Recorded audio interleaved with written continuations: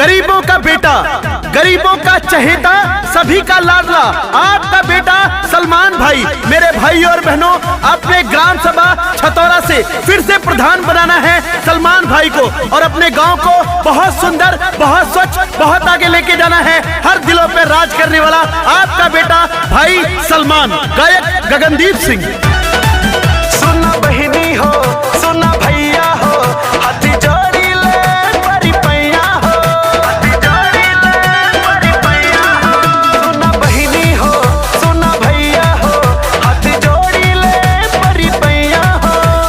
गाँव छतौरा को हम सब ने नंबर 1 बनाना है, सलमान भाई को जिताना है, अब की प्रधान बनाना है। सलमान भाई को जिताना है, अब की प्रधान बनाना है, सलमान भाई को जिताना है।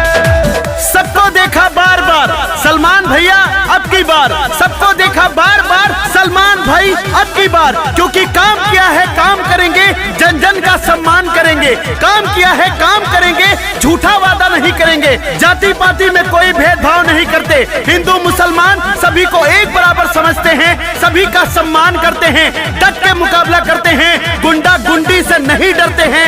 भाई सलमान, ग्राम सभा छतौरा।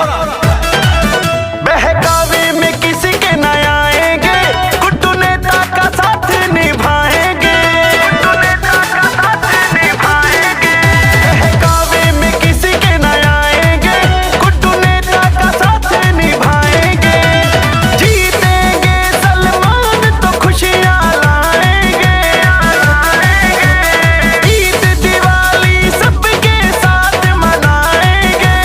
जात पात का भावना गांव को बस चमकाना है, सलमान भाई को जिताना है, अब की प्रधान बनाना है।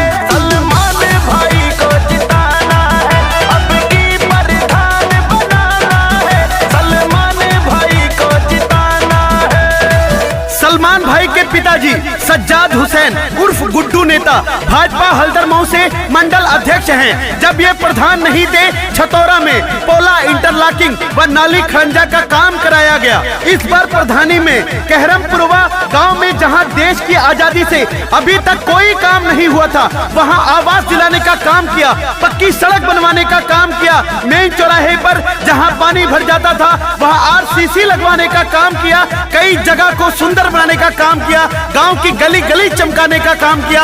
और सलमान भाई जीतेंगे तो सभी का सहारा बन के काम करेंगे, सभी के काम आएंगे, माँ बहनों की इज्जत करेंगे, बुजुर्गों का सम्मान करेंगे। आपके भाई सलमान भाई 24 घंटा फोन उठाने वाले, 24 घंटा मिलने वाले, चाहे घर में बेटी की शादी हो, चाहे कोई भी फंक्शन हो, तन मन धन से मदद करते हैं। भाई सलमान, ग्राम सभा छतौरा। काम सब ही के भैया जी आवेले,